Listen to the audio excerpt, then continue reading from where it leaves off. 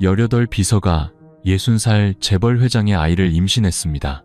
그리고 90일 후 그녀는 상상조차 못한 끔찍한 진실과 마주하게 됩니다. 지금 이 이야기를 듣고 계신다면 끝까지 감당할 용기가 있는 사람만이 들을 수 있는 여정을 떠날 준비를 하십시오. 때로는 모르고 사는 편이 더 나은 진실도 있으니까요. 이 이야기는 먼 곳의 이야기가 아닙니다. 바로 이 도시의 심장부, 꺼지지 않는 불빛으로 휘황찬란한 어느 대저택에서 일어난 일입니다. 주인공은 이제 막 고등학교를 졸업한 18살 소녀 서연입니다.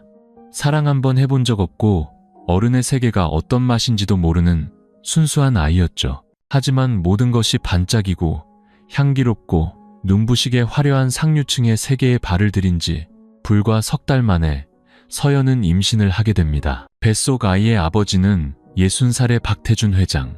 권위적이고 냉정하며 고독한 남자. 모두가 우러러보지만 누구도 감히 가까이 다가서지 못하는 사람. 지난 20년간 단 한 번도 특정 여성과 공개적으로 관계를 맺은 적 없는 철벽 같은 재벌 총수였죠. 하지만 백발의 머리, 깊은 눈빛, 속을 알 수 없는 미소를 가진 그가 어린 소녀의 마음에 들어와 그녀의 젊음과 자유, 그리고 뱃속에서 자라나는 영혼까지 모두 훔쳐가 버렸습니다. 서연이 그의 곁에 나타나자 도시는 온통 떠들썩했습니다. 어떤 이는 그녀를 돈을 노린 꽃뱀이라 욕했고, 다른 이는 제 할아버지 뻘 되는 남자를 사랑한 어리석은 아이라고 혀를 찼습니다. 하지만 그 누구도 몰랐습니다. 서연이 잠 못 이루는 밤들은 세상의 손가락질 때문이 아니라 그녀를 바라보는 그의 눈빛 때문이었다는 것을. 부드럽고 고요하지만 심연처럼 한없이 깊었던 그 눈빛 말입니다. 사람들은 이 관계를 비정상적이고 나이 차이가 극심한, 어쩌면 뒤틀린 사랑이라 생각했지만 진실은 그보다 훨씬 더 잔혹했습니다. 관계가 시작된 지 90일째 되던 날, 서연은 끔찍한 비밀 하나를 발견하고 말았으니까요. 그 비밀은 그녀를 한밤중에 구역질하게 만들었습니다. 입덧 때문이 아니었습니다. 심장이 찢어지는 고통 때문이었죠. 이 이야기는 그저 자극적인 가십이 아닙니다. 한 사람의 인생에 새겨진, 이미 아물었지만 기억할 때마다 저려오는 흉터 같은 이야기입니다. 그리고 오늘 맨발로 지옥을 건넜던 소녀 서연이 모든 것을 이야기하려 합니다. 그날 아침, 서울에는 보슬비가 내리고 있었습니다. 서연은 초고층 빌딩 옆 좁은 처마 밑에 서서 빗물에 거의 다 젖어버린 서류 봉투를 꽉 쥐고 있었죠. 차가운 초겨울 바람에 긴 검은 머리가 헝클어졌고 얇은 천으로 된 운동화는 빗물을 머금고 축축했습니다. 앳된 얼굴은 18이라는 나이보다도 더 어려 보였지만 그녀의 눈빛만은 흔들리지 않았습니다. 연약해 보이는 모습 뒤에는 반드시 합격하고야 말겠다는 굳은 결심이 숨어 있었죠. 태산그룹, 이름만 들어도 누구나 우러러보는 대기업, 서울의 중심부, 소위 있는 집 자식들만 들어갈 수 있다는 그곳. 그는 주위를 둘러보더니 이름을 불렀습니다. 김서연 씨. 서연은 공손하게 일어나 대답했습니다. 네, 접니다. 저를 따라오시죠. 그들은 긴 복도와 유리로 된 엘리베이터, 도서관처럼 고요한 사무실들을 지나쳤습니다. 마침내 남자가 두꺼운 원목문을 열자 그 안으로 거대한 집무실이 모습을 드러냈습니다. 책상 뒤편 벽에는 커다란 초상화가 걸려 있었습니다. 백발의 머리, 깊은 눈, 날렵한 광대뼈를 가진 남자. 위엄과 비밀스러움을 동시에 품은 듯한 얼굴이었죠. 그리고 바로 그 그림 속의 남자가 안쪽 작은 휴게실에서 걸어 나왔습니다. 박태준 회장. 그는 하얀 셔츠에 차콜색 넥타이를 맨 채 천천히 걸어 나왔습니다. 단 한 올의 흐트러짐도 용납하지 않겠다는 듯 백발은 깔끔하게 빗어 넘겨져 있었죠. 그의 시선이 서연을 훑었습니다. 정확히 3초, 그리고 멈췄습니다. 그 3초 동안 서연은 마치 뼛속까지 꿰뚫어보는 듯한 기분을 느꼈습니다. 나이가 몇 살이지? 네, 18살입니다. 그렇게 어린데 경영지원실 비서를 하겠다고? 배우고 싶습니다. 그리고 잘할 수 있습니다. 박태준 회장은 아무 말도 하지 않았습니다. 그는 의자로 돌아가 노트북을 열었죠. 면접이 끝났다고 생각한 순간 그가 갑자기 물었습니다. 타자는 칠 줄 아나? 10손가락으로. 네, 할 수 있습니다. 이 문서 다시 쳐보도록. 3분 주지. 저쪽 컴퓨터를 써. 서연은 보조 컴퓨터로 다가가 A 사용지 3장 분량의 문서를 보았습니다. 그녀는 망설임 없이 자리에 앉아 타자를 치기 시작했습니다. 한 번의 오타도, 한 번의 망설임도 없이 고개조차 들지 않았습니다. 손가락이 키보드에 닿을 때마다 그녀는 이곳에 구걸하러 온 것이 아니라 증명하러 왔다는 사실을 스스로에게 되새겼습니다. 3분이 흘렀고 박 회장이 다가와 모니터를 확인했습니다. 오타 하나 없었고 서식은 깔끔했으며 군더더기 없는 완벽한 문서였죠. 그는 등을 돌려 자리에 앉더니 수화기를 들었습니다. 인사팀장 채용 명단에 추가해. 서연은 거의 숨이 멎는 것 같았습니다. 재벌 회장은 아무것도 더 묻지 않았습니다. 이력서도 경력도 사람들이 말하던 2차, 3차 면접도 없었습니다. 단 3분, 한 번의 눈빛, 그리고 하나의 결정. 그녀 인생의 첫 번째 거대한 문이 그렇게 열렸습니다. 하지만 그녀는 몰랐습니다. 그 문 뒤에 있는 것은 빛이 아니라 그녀가 상상할 수 있는 가장 깊고 어두운 심연이라는 것을. 그날 이후 서연은 태상그룹 역사상 최연소 비서가 되었습니다. 많은 이들이 비웃었고 질투했으며 의심의 눈초리를 보냈습니다. 사회생활 경험이라곤 전무한 20살도 안 된 소녀가 그룹 최고 위층을 직접 보좌하게 되다니 너무나 이례적인 일이었죠. 하지만 서연은 신경 쓰지 않았습니다. 그녀는 고장없는 기계처럼 성실하게 일했습니다. 문서 한 줄, 커피 한 잔, 회의 일정 하나까지 꼼꼼하게 챙겼죠. 그녀는 필요 이상의 말을 하지 않았고 잡담을 나누려 하지도 주목받으려 하지도 않았습니다. 그녀에게 이 직장을 지키는 것은 곧 미래를 지키는 것과 같았으니까요. 그녀의 직속상관인 박태준 회장 역시 말이 많은 편이 아니었습니다. 모두의 눈에 그는 권력의 상징이었습니다. 15년 전 아내가 갑작스럽게 세상을 떠난 후 그룹 전체를 재건한 인물이었죠. 그는 웃지 않았고 친절하지 않았으며 단 한순간도 흐트러진 모습을 보이지 않았습니다. 그의 이전 비서는 그 숨막히는 분위기를 견디지 못하고 3개월 만에 그만뒀다고 했습니다. 하지만 어째서인지 서연은 그의 등 뒤에 서서 회의록을 작성하거나 서류를 정리할 때 오히려 안정감을 느꼈습니다. 그에게는 그녀를 두렵게 만들지 않는 무언가가 있었습니다. 그가 다정해서가 아니었습니다. 그가 너무나 고요했기 때문이었죠. 마치 감춰야 할 것이 너무 많은 사람의 침묵처럼. 어느 늦은 저녁, 서연은 긴급 요청받은 재무 보고서를 작성하느라 사무실에 남아 있었습니다. 밖에는 비가 세차게 내리고 있었고 31층 사무실의 불은 대부분 꺼져 있었죠. 그녀는 박 회장에게 서류를 전달하기 위해 그의 집무실 문을 열었습니다. 그리고 그 순간 그가 그녀를 바라보는 눈빛은 호수처럼 고요했지만 절벽처럼 깊었습니다. 상사가 직원을 보는 눈빛도 아버지가 딸을 보는 눈빛도 아니었습니다. 한 남자가 한 여자를 바라보는 눈빛이었죠. 서연은 순간 멈칫했습니다. 그리고는 시선을 내리깔고 고개를 숙여 책상 위에 서류를 올려놓았습니다. 요청하신 보고서입니다. 그럼 퇴근해보겠습니다. 그녀는 돌아서서 가방을 쥔 손을 가볍게 떨었습니다. 하지만 문으로 채가기도 전에 그의 목소리가 나지막이 울렸습니다. 혼자 사나? 그녀는 멈춰서서 돌아보았습니다. 아니요, 이모랑 같이 삽니다. 하지만 이모는 식당 일을 하셔서 보통 새벽 3시부터 시장에 나가십니다. 그는 가볍게 고개를 끄덕이더니 침묵했습니다.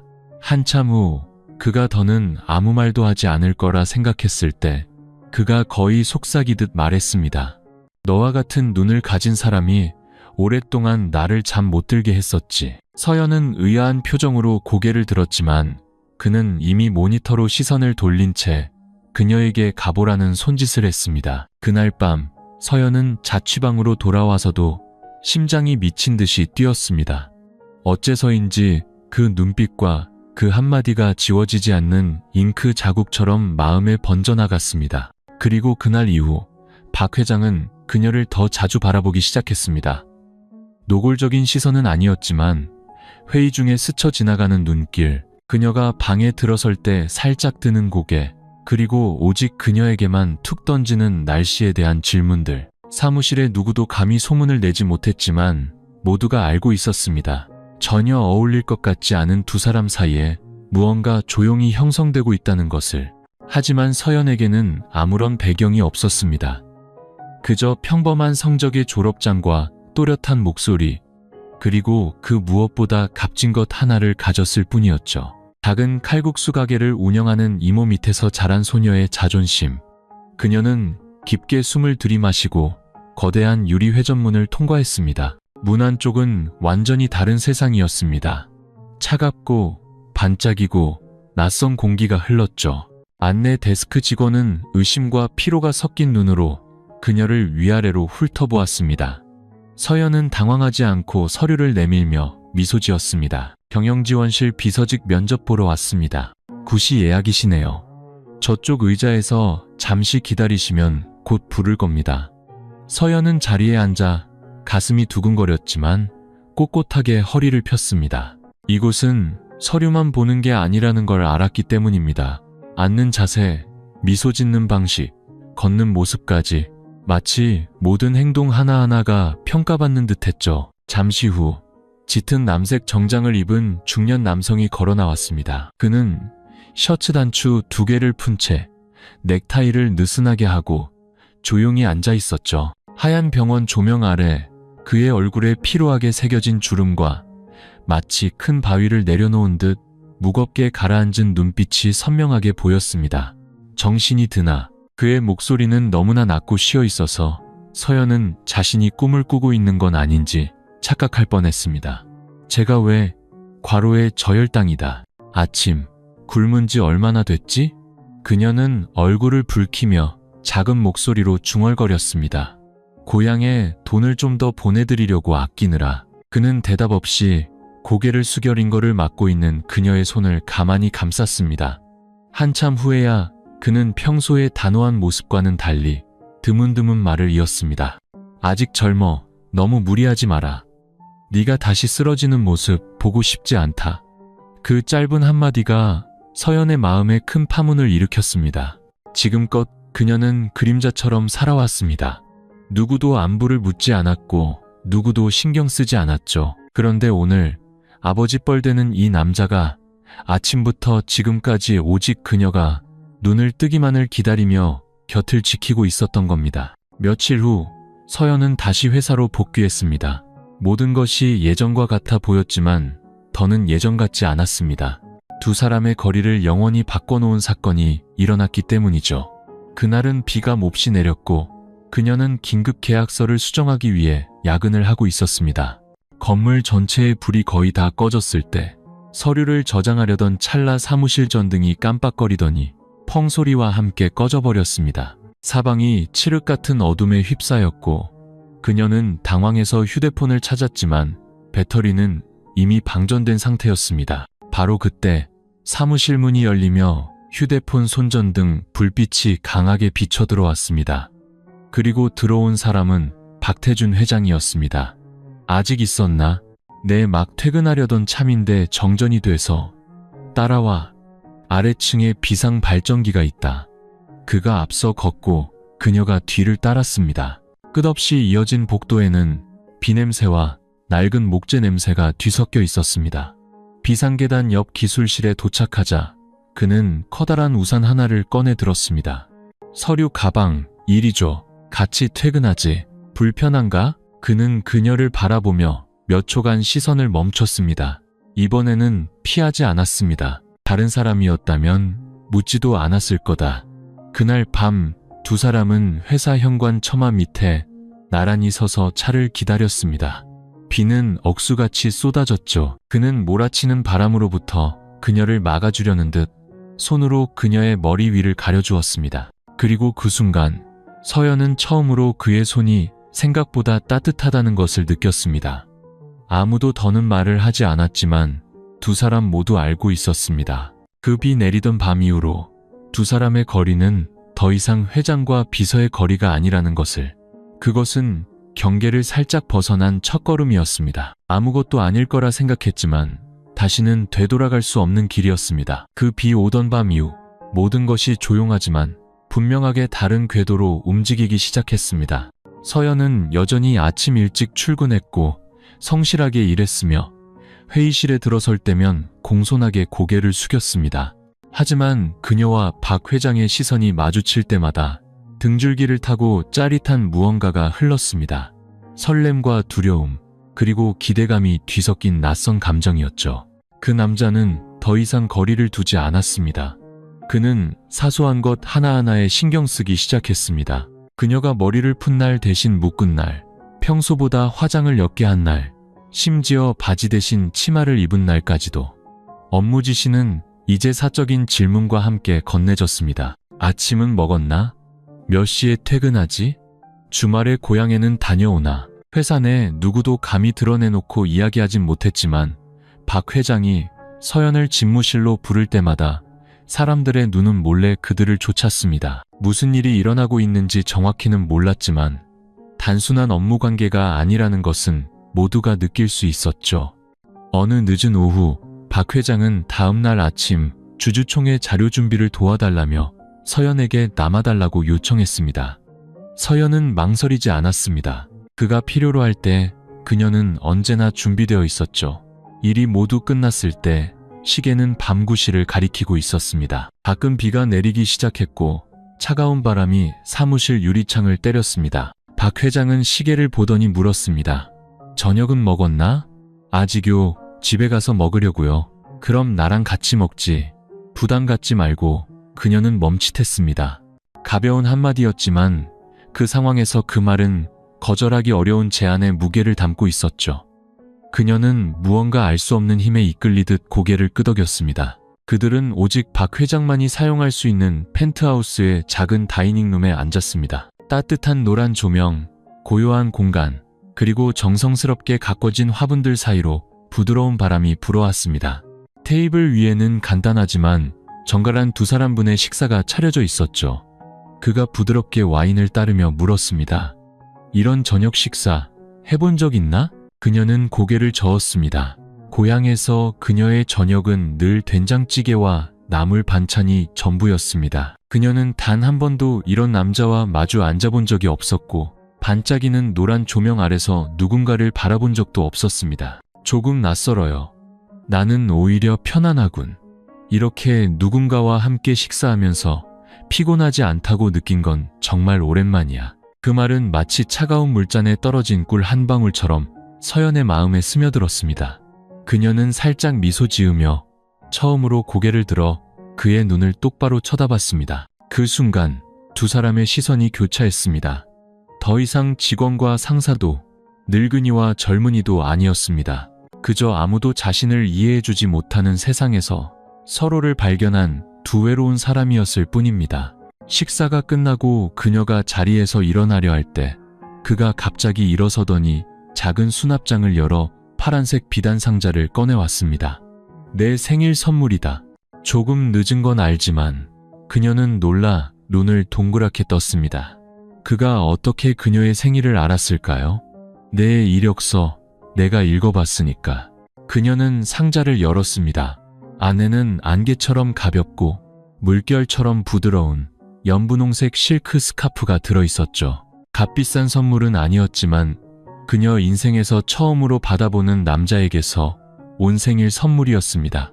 친척도 친구도 아닌 바로 그 같은 사람에게서 말이죠. 무엇 때문인지 그녀는 울음을 터뜨렸습니다. 오열도 소란스러운 울음도 아니었습니다. 그저 뺨을 타고 조용히 흘러내려 실크 스카프 위로 떨어지는 눈물방울이었죠. 그는 그저 말없이 서서 그녀를 바라보다가 다가와 그녀의 어깨에 손을 얹었습니다. 서연아, 만약 내가 선을 넘게 된다면 나를 미워할 건가? 그녀는 눈물 젖은 눈으로 그를 올려다보며 대답하지 않았습니다. 이미 그녀의 마음속에는 그 질문에 대한 답이 오래전부터 정해져 있었기 때문입니다. 그리고 그날 밤 이후로 두 사람 사이에 선이라는 것은 더 이상 존재하지 않게 되었습니다. 태상그룹의 송년회는 강변의 한 5성급 호텔에서 열렸습니다. 반짝이는 크리스털 샹들리에 아래 부드러운 음악이 공간을 가득 채웠죠. 직원들은 모두 화려하게 차려입고 웃으며 서로에게 새해 인사를 건넸습니다. 서연은 소박하지만 단아한 아이보리색 롱드레스를 입고 있었습니다. 평소 화장을 거의 하지 않지만 그날 밤 그녀는 눈매를 살짝 강조하고 옅은 오렌지색 립스틱을 발랐습니다. 순수함과 성숙함이 묘하게 어우러진 그 모습에 많은 이들이 뒤를 돌아보았죠. 그럼에도 그녀는 여전히 구석에 조용히 앉아 오렌지 주스 잔을 든 채 동료들의 시끄러운 웃음소리 뒤에 자신을 숨기고 있었습니다. 그때 박태준 회장이 들어섰습니다. 검은색 정장이 큰 키를 감싸고 있었고 백발은 깔끔하게 빗어 넘겨져 있었으며 날카로운 눈빛으로 연회장을 한 바퀴 훑었습니다. 그리고 바로 그 순간 그의 시선이 그녀에게 닿았습니다. 우연한 눈길도 무심코 스쳐 지나가는 시선도 아니었습니다. 피하지 않고 길게 이어진 아주 고든 시선이었죠. 그녀는 살짝 고개를 숙여 인사했습니다. 그는 가볍게 고개를 끄덕였습니다. 눈치 빠른 사람이라면 누구나 알 수 있을 만큼 두 사람 사이에는 무언가 아주 다른 기류가 흐르고 있었습니다. 하지만 누구도 말하지 않았습니다. 감히 말할 수 없었죠. 파티는 평소처럼 흘러갔지만 서연의 마음속은 무언가 계속해서 저릿했습니다. 설렘인지 기대인지 아니면 막을 수 없이 다가올 미래에 대한 두려움인지 알 수 없었죠. 밤 10시가 다 되어갈 무렵 그녀는 두통을 핑계로 일찍 자리를 떴습니다. 하지만 로비를 막 벗어났을 때 누군가의 손이 그녀의 어깨에 가볍게 얹혔습니다. 박 회장이었습니다. 나도 막 가려던 참이다. 같이 가겠나? 그녀는 잠시 망설이다가 이내 고개를 끄덕였습니다. 그들은 그의 저택으로도 그녀의 자취방으로도 가지 않았습니다. 대신 강변의 한 고층 빌딩 꼭대기에 위치한 박 회장이 조용히 쉬고 싶을 때만 찾는다는 개인적인 펜트하우스로 향했죠. 방은 화려하진 않았지만 아늑했습니다. 짙은 갈색 원목 가구, 부드러운 조명, 그리고 자동 음향 시스템에서 흘러나오는 작은 재즈 음악 소리. 그는 그녀에게 따뜻한 물 한 잔을 건네고는 그 어느 때보다 가까운 거리에 마주 앉았습니다. 두렵나? 그녀는 고개를 저었지만 컵을 쥔 손은 미세하게 떨리고 있었습니다. 그는 더 이상 아무 말도 하지 않고 마치 말없는 동의를 기다리는 사람처럼 조용히 그녀를 바라보았습니다. 누가 먼저 다가갔는지는 기억나지 않습니다. 다만 그가 손을 뻗어 그녀의 뺨을 부드럽게 감쌌을 때 그녀가 피하지 않았다는 것만 기억할 뿐입니다. 심장은 유리창을 때리는 빗소리처럼 빠르게 뛰었습니다. 낯설고 따뜻하고 영원히 빠져들고 싶은 감각이었죠. 그들의 입술이 닿았을 때 그녀는 조용히 눈을 감았습니다. 처음으로 감정에 몸을 맡긴 순간이었습니다. 더 이상 비서도 회장도 아니었습니다. 40년이 넘는 나이 차이도 존재하지 않았습니다. 그날 밤 그들은 온 세상이 잠든 순간 서로를 발견한 두 명의 길 잃은 사람이었습니다. 다음 날 아침 서연은 그의 품에서 잠을 깼습니다. 커튼 사이로 스며든 햇살이 그녀의 하얀 피부를 비추고 있었죠. 그는 아직 잠들어 있었고 그 모습은 그녀가 지금껏 봐왔던 그 어떤 모습보다도 평온해 보였습니다. 그녀는 한참 동안 그를 바라보았습니다. 머릿속은 텅 비어 있었고 오직 한 문장만이 맴돌았습니다. 만약 이것이 잘못된 일이라면 왜 내 마음은 이토록 평온한 걸까? 그날 밤 이후 3주가 지났을 때 서연은 몸에 이상한 변화를 느끼기 시작했습니다. 계속해서 피곤했고 입맛이 없었으며 커피나 향수 냄새만 맡아도 갑자기 헛구역질이 났습니다. 처음에는 그저 업무 스트레스나 가벼운 감기라고 생각했죠. 하지만 생리가 열흘 넘게 늦어지자 서연은 더 이상 스스로를 안심시킬 수 없었습니다. 어느 점심시간 그녀는 몰래 1시간 휴가를 내고 택시를 잡아 고등학교 동창이 실습생으로 일하는 작은 산부인과를 찾았습니다. 대기실에 앉아있는 동안 손은 차갑게 식었고 심장은 세차게 뛰었습니다. 머릿속은 수백 가지 가정으로 복잡했죠. 아닐 거야. 그냥 호르몬 불균형일 거야. 설마 아닐 거야. 하지만 검사 결과는 모든 가정을 끝내버리는 선명하고 짙은 붉은색 한 줄이었습니다. 임신이었습니다. 젊은 의사 친구가 그녀 옆에 앉아 손을 가만히 잡아주었습니다. 서연아, 임신 4주 정도 됐어. 아직 아기즘만 보이지만 확실해. 서연은 아무 말도 하지 못하고 작게 고개를 끄덕였습니다. 그녀는 병원을 나섰지만 다리에 힘이 풀려 주저앉을 것만 같았습니다. 울지도 소리치지도 않았습니다. 그저 가슴에 텅 빈 공간이 생겨 그 무엇으로도 채울 수 없을 것 같았죠. 그날 오후 내내 그녀는 회사로 돌아가지 않고 텅 빈 공원 벤치에 홀로 앉아 있었습니다. 뛰어노는 아이들의 웃음소리가 마치 작은 칼날이 되어 그녀의 마음을 한 박자 한 박자 도려내는 것 같았죠. 어떻게 엄마가 될 수 있을까? 이제 겨우 18, 대학 졸업도 하지 못했고 아직 자기 자신이 누구인지도 다 모르는데 아이의 아버지는 60살의 남자, 회장님, 재벌, 권력가라는 이름은 가졌지만 연인도 폭풍우를 함께 헤쳐나갈 동반자도 아니었. 그녀는 그저 길을 잃고 그의 인생에 예기치 않게 뛰어든 사람이었고 이제는 스스로도 감당할 수 없는 결과를 남기고 말았습니다. 그날 저녁 박 회장에게서 전화가 걸려왔습니다. 사무실에 안 들어왔더군. 그녀는 침묵했습니다. 무슨 일 있나? 그의 목소리가 낮게 가라앉았습니다. 서연은 대답할 수 없었습니다. 머릿속이 온통 엉망진창이었죠. 하지만 10분 후 다시 전화벨이 울렸습니다. 이번엔 그가 아니라 자취방 주인이었습니다. 고급 세단 한 대가 문 앞에 서 있는데 차에 탄 사람이 그녀에게 급한 볼일이 있다고 전해달라는 것이었죠. 그녀가 밖으로 나가자 정말 박 회장이었습니다. 그는 차문을 열고 아무 말 없이 이상할 정도로 깊고 차분한 눈빛으로 그녀를 바라보았습니다. 차에 타. 얘기 좀 하자. 그들은 강변의 한적한 공터에 차를 세웠습니다.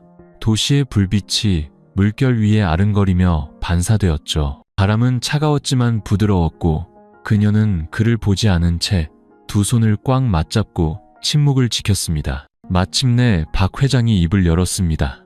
나에게 할 말 있나? 그녀는 입술을 깨물고 속삭였습니다. 임신했어요. 충격도 당황도 없었습니다. 그는 마치 예상했다는 듯 고개를 끄덕일 뿐이었죠. 알고 있었다. 네가 변하는 걸 느꼈으니까. 네 눈은 아무것도 숨기지 못해. 서연은 처음으로 그의 눈에 약간의 분노를 담아 바라보았습니다. 그럼 어떻게 하실 건데요? 아이는 내가 전적으로 책임지겠다. 하지만 그건 방법이 아니잖아요. 이게 옳은 방법이라고는 안 했다. 하지만 유일한 방법이다. 널 강요하진 않겠다. 하지만 네가 아이를 낳는다면 그 아이는 나의 합법적인 상속자가 될 거다. 그 말은 서연을 망연자실하게 만들었습니다. 돈 때문도 신분 때문도 아니었습니다. 이 남자가 자신의 모든 권력을 이용해 18살 소녀인 그녀를 자신의 핏줄을 이을 아이의 어머니로 만들고 있다는 사실 때문이었죠. 그날 밤 그녀는 잠을 이루지 못했습니다. 침대에 누워 천장을 바라보았지만 마음은 천근만근 무거웠습니다. 누구도 아이를 지우라고 강요하지 않았지만 누구도 그녀가 엄마가 될 준비가 되었는지 묻지 않았습니다. 그리고 그녀는 미처 예상하지 못했습니다. 뱃속의 이 아이가 그녀를 또 다른 진실 앞으로 이끌게 되리라는 것을. 만약 그 진실을 미리 알았더라면 그녀는 아마 그의 처음 그 면접실에 발을 들여놓지 않았을 겁니다. 소문은 기사 한 줄이나 내부 정보 유출로 시작된 것이 아니었습니다. 그저 몰래 찍힌 사진 한 장으로 시작되었죠. 흐릿한 사진이었지만 긴 머리의 젊은 여성이 소박한 원피스를 입고 태산그룹 소유의 번호판을 단 고급 세단에서 내리는 모습은 선명했습니다. 그리고 그 옆에는 쏟아지는 비를 막아주려 우산을 기울여든 남자, 바로 박태준 회장이 있었습니다. 그 사진은 한 온라인 커뮤니티에 올라왔습니다. 처음에는 몇십 개의 댓글만 달렸지만 하룻밤 사이에 걷잡을 수 없는 불길처럼 번져나갔습니다. 태산그룹 회장의 새 비서, 42살 차이의 연인, 현대판 신데렐라인가 아니면 희대의 꽃뱀인가. 출처도 근거도 없는 수많은 글과 댓글, 루머들이 쏟아져 나왔습니다. 서연은 순식간에 직장인들 사이에서 심지어 SNS에서 가장 많이 언급되는 이름이 되었습니다. 그녀가 회사에 들어설 때마다 모든 시선이 쏠렸습니다. 더 이상 호기심이 아닌 노골적인 비난과 판결의 눈빛이었죠. 친구들은 점점 멀어졌고 친하게 지내던 동료들은 거리를 두기 시작했습니다. 심지어 그녀를 지나치며 대단하다, 회장님을 낚다니, 순진한 척 하더니 높은 나무도 잘 타내라며 비아냥거리는 사람도 있었습니다. 그녀는 아무 말도 하지 않았습니다. 해명도 변명도 하지 않았죠. 하지만 그 한마디 한마디, 눈빛 하나하나가 날카로운 바늘이 되어 살갗을 뚫고 들어와 끊임없이 고름을 만들어냈습니다. 하지만 그녀를 가장 놀라게 한 것은 박 회장의 반응이었습니다. 월요일 아침 주주총회에서 수십 명의 투자자와 고위 임원들 앞에서 그는 갑자기 김서연 비서와 관련된 사안에 대해 발표했습니다. 김서연 비서는 현재 임신 중이며 아이는 내 아이입니다. 제가 전적으로 책임지겠습니다. 회의장은 순식간에 얼어붙었습니다. 펜 떨어지는 소리, 의자 끄는 소리, 그리고 그 정적을 메우려는 듯한 몇 번의 마른 기침 소리만 들릴 뿐이었죠. 누구도 예상하지 못했습니다. 지난 20년간 사생활을 철저히 감추고 여성과 거리를 두기로 유명했던 그 남자가 제 입으로 손녀뻘되는 소녀와의 관계를 인정하리라고는 그는 인정하는데 그치지 않고 그녀를 보호하기까지 했습니다. 그녀는 누구의 것도 빼앗지 않았고 내게 아무것도 구걸하지 않았습니다. 그리고 여기 있는 그 누구에게도 해명할 의무가 없습니다. 서연은 그 소식을 개인 비서를 통해 전해 들었습니다. 그녀는 그 자리에 얼어붙어 울어야 할지, 웃어야 할지, 아니면 도망쳐야 할지 알 수 없었죠. 그리고 바로 그날 오후, 그가 직접 그녀의 자취방으로 와 짐을 싸주었습니다. 그녀를 좁은 자취방에서 개인 경호원과 주치의, 그리고 생활관리인까지 딸린 최고급 펜트하우스로 옮겼습니다. 마치 귀한 공주님처럼요. 하지만 그녀의 마음속에는 사랑받는다는 느낌 대신 쇠사슬에 묶여놓은 단상 위에 올려져 모든 사람의 손가락질과 저주를 받는 듯한 기분만 들었습니다. 새 아파트에서의 첫날 밤, 그녀는 거대한 유리창 너머로 도시를 내려다보았습니다. 아래의 불빛들은 마치 낯선 별들처럼 반짝였습니다. 모든 것이 아름다웠고 모든 것이 꿈꿀 만한 것들이었죠. 다만 사람들은 흔히 빛을 꿈꾸지만 그 빛이 거대한 화재에서 비롯될 수 있다는 사실은 잊곤 합니다. 최고급 펜트하우스로 이사 온 지 사흘째, 서연은 이곳이 생각했던 것과 전혀 다른 곳이라는 걸 깨달았습니다. 누구도 그녀에게 직접적으로 말해주진 않았지만 그녀는 자신의 모든 행동이 감시당하고 있다는 것을 조금씩 알아차렸습니다. 그녀는 혼자 외출할 수 없었습니다. 문 밖으로 나서려 할 때마다 경호원이 정중하지만 단호한 미소로 그녀를 막았습니다. 죄송합니다. 서연님, 회장님의 지시가 있었습니다. 외출을 원하시면 미리 말씀해 주셔야 차량을 준비할 수 있습니다.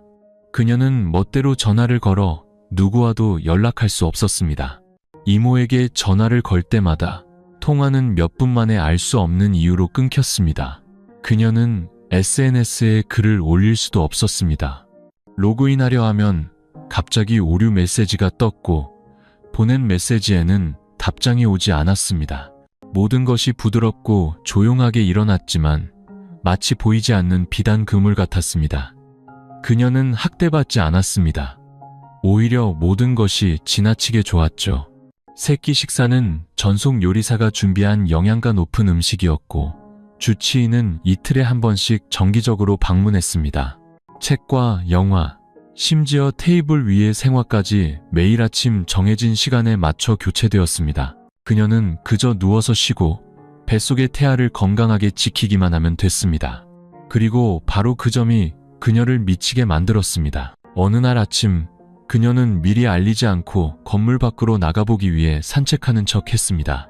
엘리베이터 앞에 도착했을 때 검은 정장을 입은 젊은 남자가 나타나 부드럽지만 단호하게 다가왔습니다. 서연님, 회장님께서 오늘은 외출하지 않는 게 좋겠다고 하셨습니다. 날이 흐려져서 감기 걸리기 쉽다고요.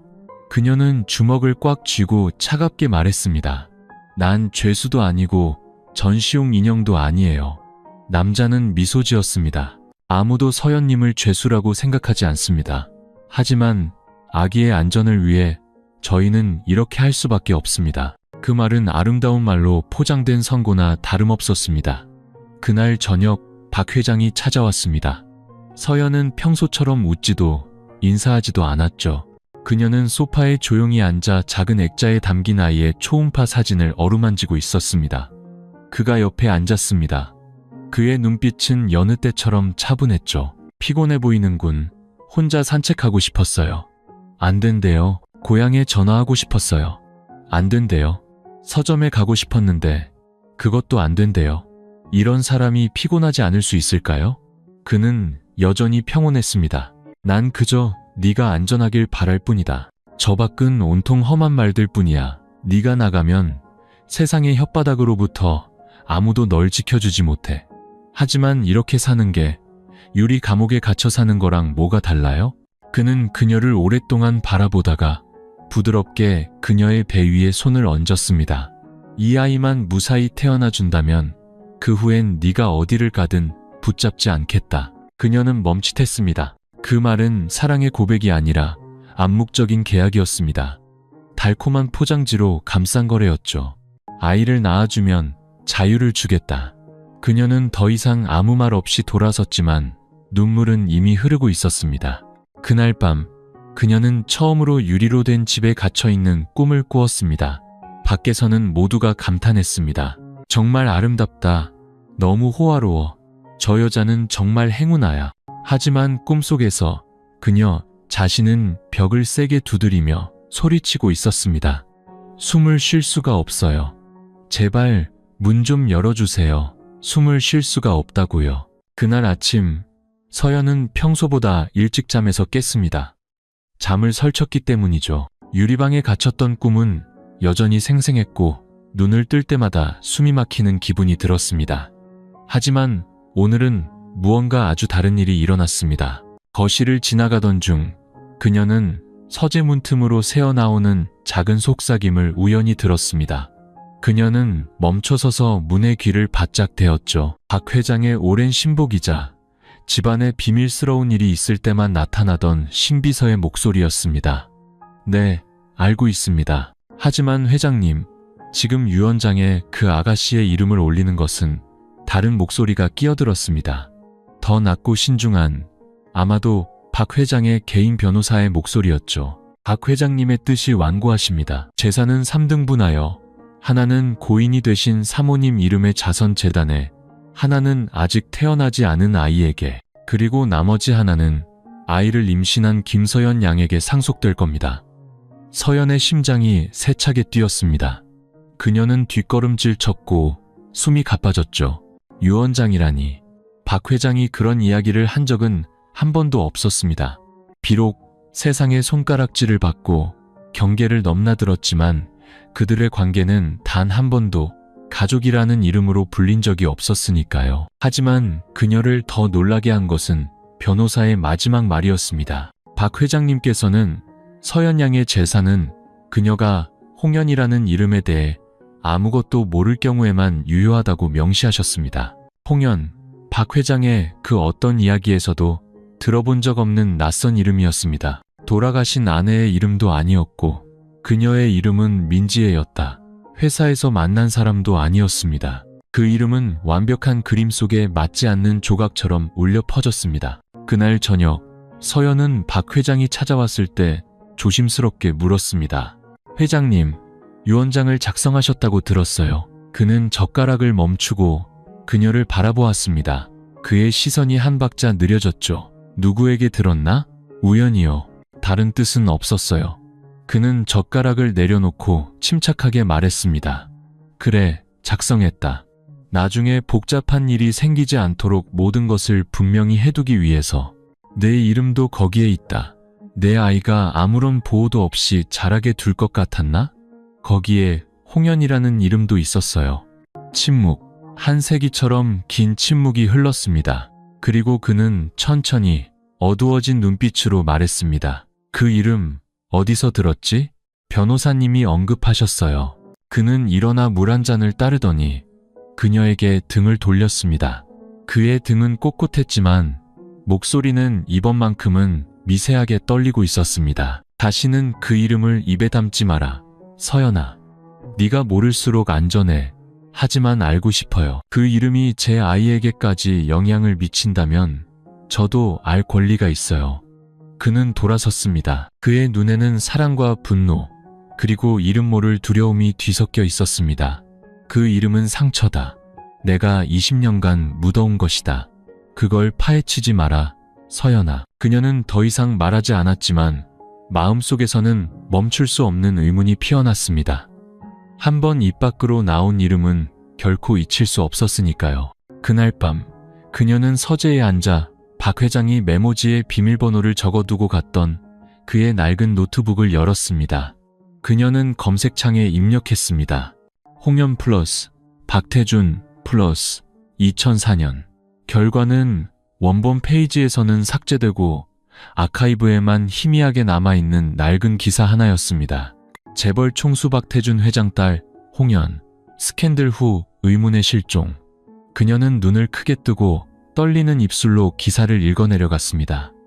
기사는 짧았지만 충격적인 내용으로 가득했습니다. 결론도 기소된 사람도 없었죠. 다만 갓 18살이 된 소녀가 절망적인 마지막 글을 남긴 일기장을 남기고 사라졌다고만 적혀 있었습니다. 그리고 그 일기장에서 발췌된 구절 중 서연의 등골을 오싹하게 만든 한 문장이 있었습니다. 만약 다음 생이 있다면 부디 저를 낳아주신 그분을 사랑하지 않게 해주세요. 홍연이라는 이름이 등장한 이후 서연은 극도의 긴장감 속에서 살았습니다. 마치 치명적인 비밀을 건드린 사람처럼 누구도 명확히 말해주지 않았지만 그 이름의 그림자가 모든 것을 뒤덮었습니다. 박 회장은 점점 더 과묵해졌습니다. 그는 여전히 규칙적으로 그녀를 찾아왔고 다정하게 말을 걸었으며 사랑하는 아버지가 그러하듯 점점 불러오는 그녀의 배를 어루만졌습니다. 하지만 무언가 더 이상 진실하게 느껴지지 않았습니다. 한때 그녀에게 평온함을 주었던 그의 눈은 이제 들여다볼 때마다 불안감을 느끼게 했습니다. 마치 그 눈빛 뒤에 끝이 보이지 않는 검고 깊은 바다가 숨겨져 있는 것 같았죠. 어느 날 박 회장이 갑작스러운 해외 출장을 가게 되자 서연은 펜트하우스에 홀로 남게 되었습니다. 그녀는 조용히 진실을 파헤치기로 결심했습니다. 호기심 때문이 아니었습니다. 지금 밝혀내지 않으면 너무 늦어버릴 거라는 엄마로서의 직감 때문이었죠. 그녀는 그의 서재부터 시작했습니다. 항상 굳게 잠겨있던 방이었지만 그날은 가사도우미가 실수로 잠그는 것을 잊었습니다. 그녀는 심장이 터질 듯 뛰고 손을 떨며 안으로 들어갔습니다. 내부는 과거의 흔적이라곤 조금도 남기지 않으려는 듯 무감각할 정도로 깔끔하게 정돈되어 있었죠. 하지만 짙은 갈색의 원목 서랍장 가장 아래 칸에서 그녀는 먼지 쌓인 낡은 상자 하나를 발견했습니다. 그녀는 상자를 열었습니다. 안에는 시간이 흘러 누렇게 변색된 낡은 사진 뭉치가 들어있었죠. 첫 번째 사진은 박 회장과 그의 고인이 된 아내의 결혼 사진이었습니다. 두 사람은 나란히 서서 손을 잡고 있었지만 서로의 눈을 바라보지는 않았습니다. 아내의 눈빛은 흐릿하고 공허했으며 마치 억지로 사진을 찍는 듯 보였습니다. 두 번째 사진은 교복을 입은 길고 검은 머리에 크고 동그란 눈을 가진 소녀의 사진이었습니다. 소녀는 박 회장 옆에 서서 그의 허리를 감싸 안고 환하게 웃고 있었죠. 사진 귀퉁이에는 손글씨가 적혀 있었습니다. 18번째 생일, 아빠랑. 서연의 손이 멈췄고 온몸이 차갑게 식었습니다. 홍연. 그리고 글씨는 분명히 아빠랑이라고 적혀 있었습니다. 그녀는 다음 사진들을 넘겼습니다.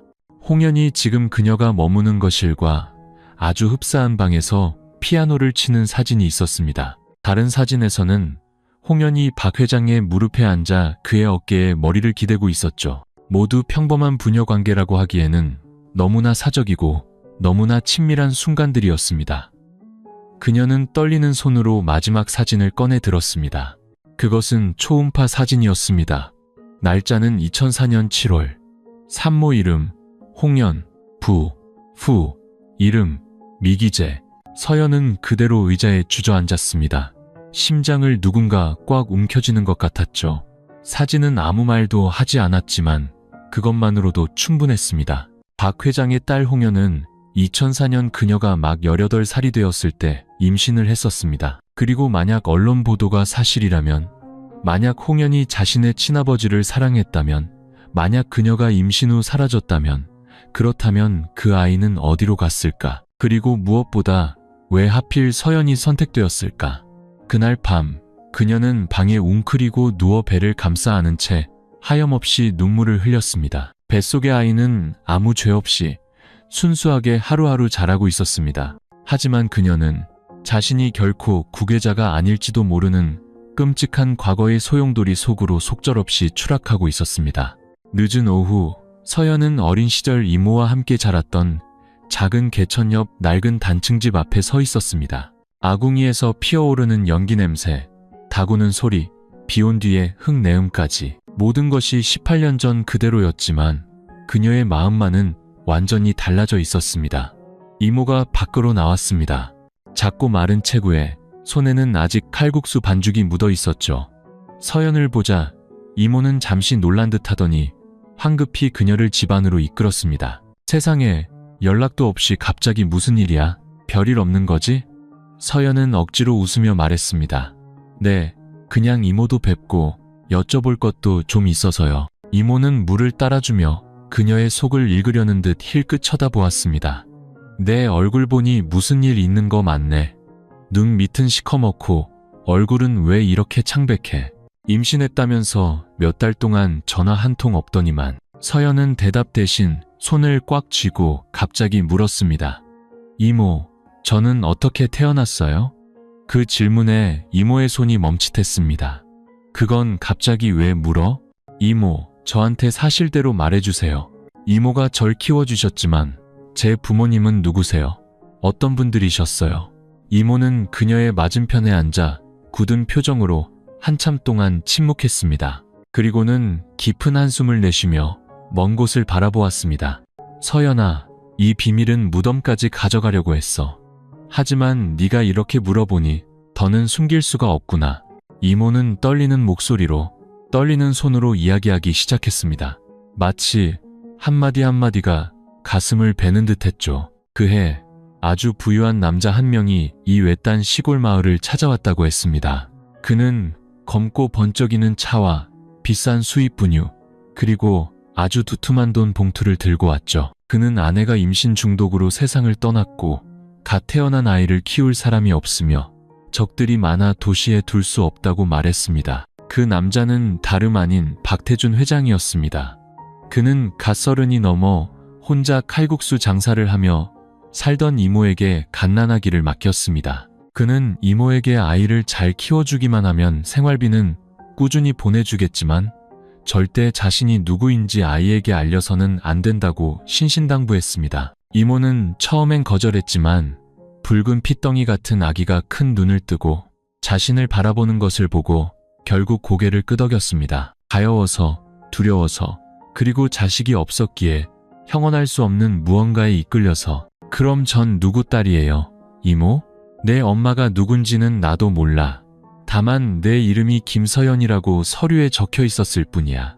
출생신고서도 엄마 이름도 없이 초음파 사진 한 장과 네가 대학을 마칠 때까지 쓸 수 있는 충분한 돈만 있었지. 의심해 본 적 없으세요? 왜 없었겠니? 나도 그 사람이 네 친아버지일 거라고 생각했지. 하지만 그렇다면 왜 너를 18년 동안이나 이렇게 가난하게 살게 뒀을까? 왜 다시 데려가지 않았을까? 이상하다고 생각했어. 전화를 걸어 안부를 확인할 때도 우리 딸이나 아기라고 부르지 않고 늘 그 애라고 불렀으니까. 그 초음파 사진 아직 가지고 계세요? 이모는 일어나 낡은 장롱을 열고 누렇게 변색된 낡은 봉투를 꺼냈습니다. 그 안에는 잉크가 번지고 희미해졌지만 여전히 산모 이름 홍연이 선명하게 보이는 초음파 사진이 들어있었죠. 서연은 그 자리에 얼어붙었습니다. 그녀는 휴대폰을 꺼내 박 회장의 서류함에서 봤던 사진을 다시 열었습니다. 똑같은 이름, 똑같은 날짜, 똑같은 산모. 두 장의 사진, 한 명의 아이, 한 명의 엄마. 단 한 가지 다른 점은 그 아이가 바로 그녀 자신이라는 것이었습니다. 이모는 눈물을 글썽이며 그녀의 손을 꽉 잡았습니다. 나는 아무것도 몰랐어. 그저 정으로 널 키웠을 뿐이야. 네가 이런 일의 결과물인 줄 알았다면 처음부터 받지 않았을 거야. 서연은 이모의 어깨에 고개를 묻고 흐느꼈습니다. 지난 18년 동안 그녀는 자신이 그저 평범한 고아라고만 생각했습니다. 하지만 이제 알게 되었습니다. 자신이 사회적으로 지탄받고 법적으로 금지된 근친상간의 결과물이라는 것을, 그리고 가장 고통스러운 것은 그녀의 친아버지라는 그 남자가 모든 사실을 알면서도 그녀를 품에 안고 입을 맞추고 자신의 아이를 임신하게 내버려 두었다는 것이었습니다. 이모 댁을 나선 후 서연은 가장 빠른 버스를 타고 서울로 돌아왔습니다. 3시간 동안 버스 좌석에 앉아 창문에 머리를 기댄 채 밖으로 스쳐 지나가는 들판을 멍하니 바라보았습니다. 하지만 그녀의 머릿속은 온통 짙은 어둠뿐이었습니다. 과거와 현재, 그리고 스스로도 감히 전부 마주하지 못한 진실의 조각들이 뒤엉켜 있었죠. 나는 박태준 회장의 손녀다. 그리고 지금 내 친할아버지의 아이를 임신하고 있다. 그 생각은 나타날 때마다 차가운 칼날이 되어 심장을 꿰뚫었습니다. 부정할 수도, 거부할 수도, 그리고 용서할 수도 없었습니다. 그뿐만 아니라 자기 자신조차도. 서연이 펜트하우스에 도착했을 때는 막 해가 졌을 무렵이었습니다. 집은 이상할 정도로 고요했습니다. 가사도우미도 경호원도 보이지 않았죠. 오직 박태준 회장이 앉아 기다리고 있는 서재에서 희미한 노란 불빛만 새어나오고 있었습니다. 마치 그녀가 이 시간에 맞춰 돌아올 것을 알고 있었다는 듯이. 그녀가 들어서는 것을 보고 그가 일어섰습니다. 여전히 그 차분하고 침착한 눈빛이었지만 오늘은 어딘가 지쳐 보였습니다. 서연은 그를 바라보았습니다. 더 이상 눈물 젖은 눈이 아니었습니다. 분노와 원망으로 불타오르는 눈이었죠. 왜요? 그녀의 목소리는 강철처럼 차가웠습니다. 그는 대답하지 않았습니다. 왜 저한테 이런 짓을 하신 거예요? 제가 당신 손녀라는 걸 알면서도 왜? 그는 눈을 감았습니다. 거대한 어깨가 미세하게 떨렸죠. 그리고 그는 눈을 떠 그녀를 똑바로 바라보았습니다. 그의 눈은 절망으로 깊게 패어 있었습니다. 알고 있었다. 처음부터 알고 있었어요? 처음에는 확신하지 못했다. 네가 입사 지원서를 냈을 때 그 이름과 그 얼굴이 나를 숨막히게 했지. 하지만 그저 우연일 거라고 생각했다. 18년 전 시골로 보냈던 서연이라는 아이의 서류를 다시 확인하기 전까지는 그게 너였어. 그는 고개를 끄덕였습니다. 마치 한마디 한마디가 그의 심장을 짓누르는 돌덩이 같았죠. 그때 널 해고하고 이곳에서 떠나게 하고 해외로 유학 보내서 모든 걸 끝내려고 했다. 하지만 넌 매일 출근했고 너의 행동 하나하나, 눈빛 하나하나가 나를 놓아주지 않았다.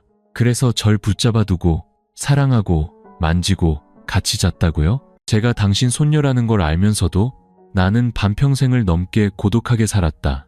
서연아, 내 어머니인 연희가 임신한 채로 사라진 후 아무도 그 아이가 태어났는지조차 몰랐지. 나는 18년 동안 두 사람을 찾아 헤맸고 마침내 너를 만났다. 옛날 그 아이의 모습으로. 아니, 난 절대로 그런 짓을 해선 안 됐다. 하지만 난 약했고 잘못했다. 서연은 웃음을 터뜨렸습니다.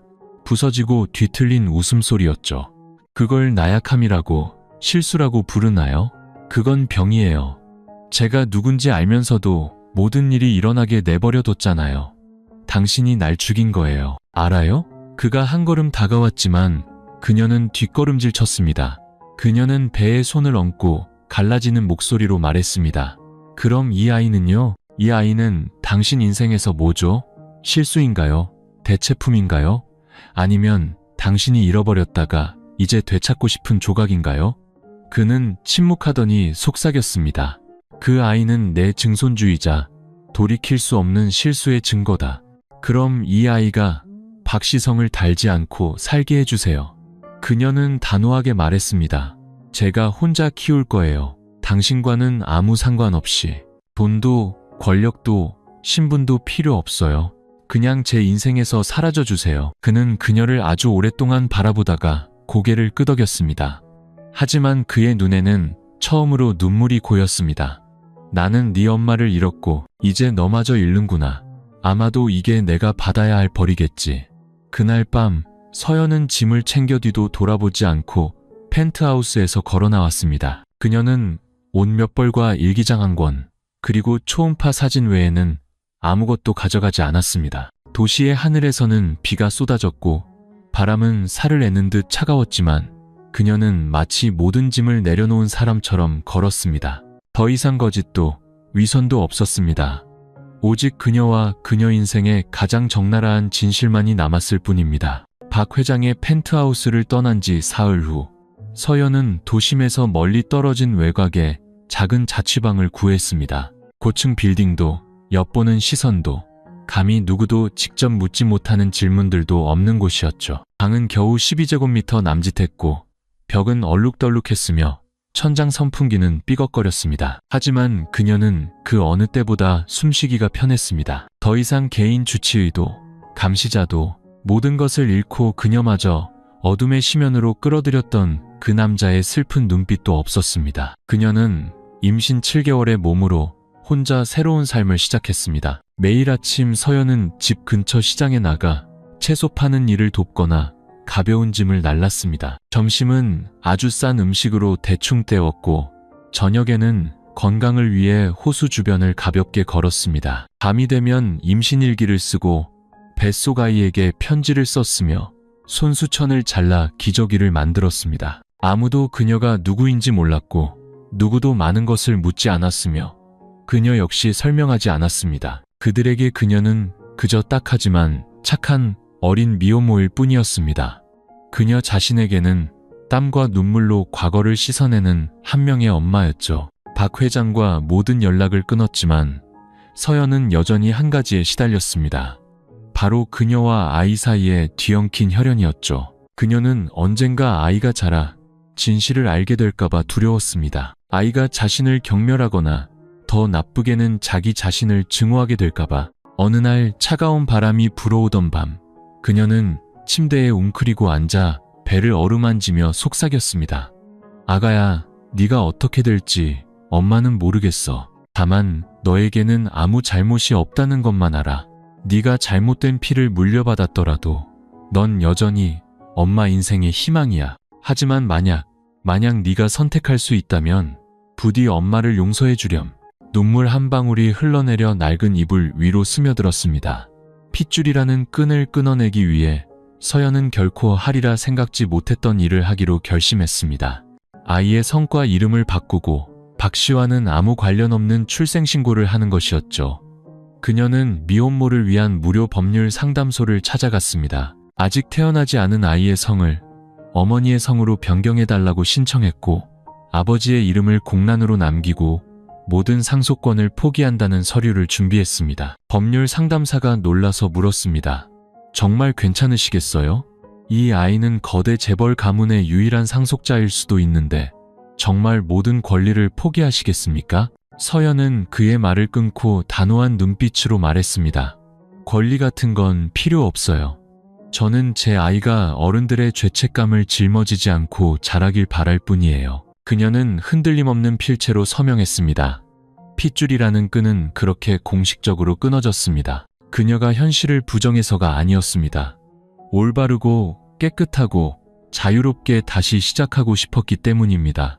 하지만 그녀는 미처 몰랐습니다. 어둠 속에서 여전히 그녀의 모든 발걸음을 지켜보는 사람이 있었다는 것을. 그 사람은 박 회장이 아니었습니다. 한때 그녀의 아주 가까이에 서서 조용히 그리고 단 한 번도 떠나지 않았던 사람이었습니다. 서연이 박 회장의 펜트하우스를 떠난 지 90일째 되는 날은 조용히 지나갔습니다. 더 이상 뉴스도 전화도 그녀를 박 회장님의 김비서라고 부르는 사람도 없었죠. 그녀의 세상에는 이제 동그랗게 불러온 배와 허리 통증으로 잠 못 이루는 밤, 그리고 출산을 기다리는 것 외에는 아무것도 남지 않은 듯 느리게 흘러가는 하루하루뿐이었습니다. 서연은 모든 것이 끝났다고, 악몽이 과거 속으로 사라졌다고 생각했습니다. 하지만 아니었습니다. 바로 그 90일째 되던 날, 자취방으로 편지 한 통이 배달되었습니다. 보낸 사람도 주소도 없는 하얀 봉투. 안에는 낡은 가죽 표지의 수첩 한 권과 작은 쪽지가 들어있었죠. 쪽지에는 단 한 줄만 적혀 있었습니다. 모든 것을 안다고 생각하겠지만 아직 아니다. 그녀는 수첩을 펼쳤습니다. 손으로 쓴 일기였고 부드럽고 여성스러운 필체였습니다. 등골이 오싹해질 만큼 익숙한 글씨체였죠. 서연은 첫 장을 넘겼습니다. 첫 줄부터 그녀를 무너지게 만드는 문장이 적혀 있었습니다. 내 이름은 홍연. 나는 뱃속의 내 아이를 위해 이 일기를 남긴다. 만약 언젠가 그 아이가 세상에 태어난다면. 서연의 손이 마구 떨렸습니다. 그녀는 마치 날카로운 가시가 심장을 찌르는 듯한 고통 속에서 한 장 한 장, 한 줄 한 줄 넘겼습니다. 나는 사랑해서는 안 될 남자를 사랑했다. 그는 나의 친아버지였다. 처음에는 몰랐다. 나는 그저 그가 다정하고 부유하며 내가 꿈꾸던 모든 것을 주는 사람이라고만 생각했다. 하지만 내가 자랄수록 그가 나를 바라보는 눈빛이 아버지의 눈빛과 다르다는 것을 느꼈다. 나는 부정했고 도망쳤다. 하지만 임신 사실을 알았을 때 나는 이 아이를 지키고 싶었다. 그를 위해서가 아니라 나를 위해서. 그 기억의 한 조각이라도 원망이나 거짓 없이 존재하기를 바랐다. 만약 네가 이 글을 읽게 된다면 그건 엄마가 네 곁에 있어주지 못했다는 뜻이겠지. 미안하다. 하지만 엄마는 네가 살아남아 엄마가 할 수 없었던 방식으로 사랑하며 살아가리라 믿는다. 서연은 바닥에 주저앉았고 수첩은 손에서 떨어졌습니다. 그녀는 머리를 감싸쥐고 흐느꼈습니다. 그것은 그녀 어머니의 일기였습니다. 홍연의 뱃속에 있던 아이는 바로 그녀였죠. 그리고 이제 18년 후 그녀 또한 그 남자의 아이, 자신의 친할아버지의 아이를 뱃속에 품고 있었습니다. 하지만 그게 끝이 아니었습니다. 수첩 마지막 장에는 낡은 편지 한 통이 붙어 있었습니다. 2007년 소인이 찍혀 있었지만 결코 붙여지지 않은 편지였죠. 받는 사람, 박태준. 보내는 사람, 홍연. 편지의 내용은 짧았습니다. 아이를 낳을 거예요. 더는 찾지 마세요. 당신이 할 수 없었던 방식으로 제가 키울 겁니다. 만약 언젠가 당신이 이 아이를 다시 만나게 된다면 제발 당신이 나를 사랑했던 것처럼 그 아이를 사랑하지는 말아주세요. 마지막 문장은 서연의 머리를 강타하는 망치 같았습니다. 그녀는 이해하기 위해, 마주하기 위해, 더는 도망치지 않기 위해 몇 번이고 그 문장을 되뇌었습니다. 당신이 나를 사랑했던 것처럼 그 아이를 사랑하지는 말아주세요. 하지만 그는 바로 그렇게 했습니다. 그는 모든 것을 반복했고 멈추지 않았으며 뉘우치지도 바로잡지도 않았습니다. 그는 그 비극적인 사랑이 한 번으로 끝나게 두지 않았습니다. 두 번이나, 그리고 이번에는 바로 자신의 손녀에게. 그 순간 아랫배에서 날카로운 통증이 치밀어 올랐습니다. 그녀는 침대 모서리를 붙잡았고 이마에는 식은땀이 송골송골 맺혔습니다. 안 돼. 이런 상태로 아이를 낳을 수는 없어. 떠나야 해. 아무도 그녀가 누구인지 모르는 곳으로. 더 이상 박시성도, 과거도, 피로 얼룩진 일기장도 없는 곳으로 가야만 해. 그녀는 배낭과 수첩, 약간의 현금을 챙겨 아직 동이 트지 않은 자취방을 나섰습니다. 어디로 가야 할지는 몰랐습니다. 그저 가야만 한다는 것만 알았죠. 그러지 않으면 그녀는 자신이 태어난 그 비극의 소용돌이에 영원히 삼켜져 자기 자신마저 그 비극을 되풀이하게 될 테니까요. 자취방을 떠난 지 사흘 후 서연은 작은 산골 마을에 멈춰섰습니다. 아무도 그녀를 태상그룹 회장의 유명했던 비서로 알아보지 못했고 그녀가 어디서 왔는지 관심 갖는 사람도 없었죠. 그녀는 낡은 민박집에 방을 하나 얻어 달아빠진 슬리퍼를 끌고 다니며 시장에 갈 때마다 스카프로 배를 가리고 다녔습니다. 하루가 지날수록 배는 무거워졌지만 마음은 가벼워졌습니다. 더는 찾아오는 사람도 예시하기를 꺼내는 사람도 없었으니까요. 그러던 어느 날 오후 그녀가 마당에서 채소를 씻고 있을 때 길 건너편에 검고 번쩍이는 차 한 대가 멈춰섰습니다. 그녀는 바로 알아봤습니다. 익숙한 번호판을 단 벤츠 S클래스. 심장이 세차게 뛰었습니다. 차문이 열리고 박태준 회장이 내렸습니다. 더 이상 화려한 정장도 수천억을 손에 쥔 사람의 위험 있는 모습도 아니었죠. 그는 하얀 셔츠 차림이었고 눈에 띄게 야위었으며 백발은 더 늘어나 있었습니다. 그의 손에는 낡은 가죽 수첩 한 권 외에는 아무것도 들려있지 않았습니다. 그녀는 다가가지도 물러서지도 않은 채 그 자리에 가만히 서 있었습니다. 그가 천천히 다가와 그녀와 불과 몇 걸음 떨어진 곳에 섰습니다. 그의 목소리는 쉬어 있었고 숨이 가빠 보였습니다. 받았겠지? 네 어머니의 수천 말이다. 서연은 대답하지 않았습니다. 그녀의 눈은 깊고 차갑고 무감각할 정도로 고통스럽게 그를 꿰뚫어 보았습니다. 나는 그걸 18년 동안 간직하고 있었다. 다시 열어볼 용기가 없었지. 하지만 너를 만났을 때 나는 내 인생 최악의 짓을 저질렀다는 걸 알았다. 그런데 왜 계속하셨어요? 서연이 입을 열었습니다. 한 글자 한 글자가 목을 베는 듯 했죠. 알면서 왜 멈추지 않으셨어요? 왜 일이 이 지경까지 오게 만드셨냐고요? 그는 피하지 않았습니다. 그는 고개를 끄덕였지만 변명은 없었습니다. 내가 탐욕스러웠기 때문이다. 그 감정을 사랑이라고 부르나요?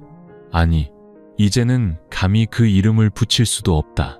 비록 그때는 내가 너에게 가졌던 감정이 아버지의 정과는 다르다고 믿었지만 그보다 더 깊고 고요하고 절망적이라고, 마치 내가 잃어버린 것을 내가 낳은 딸의 모습을 통해 되찾으려는 것처럼 절 엄마의 대체품으로 이용하신 거군요.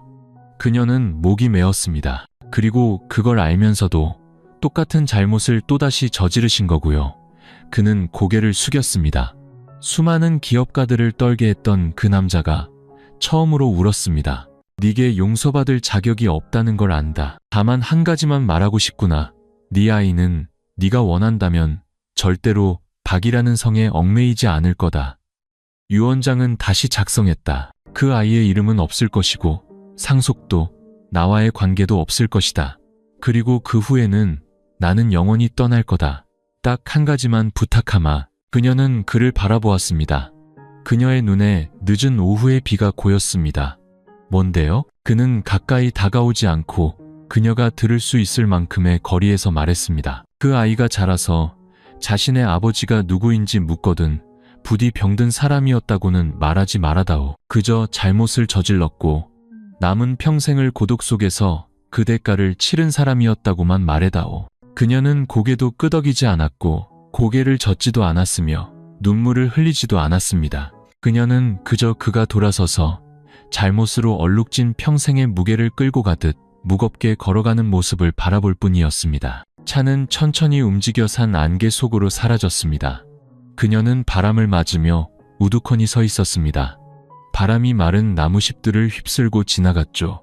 갑자기 배가 쿡 하고 쑤셨습니다.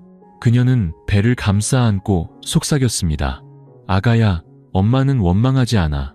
하지만 절대로 반복하지도 않을 거야. 엄마는 이 잘못된 고리의 끝이지 다음이 아니니까. 임신 39주차.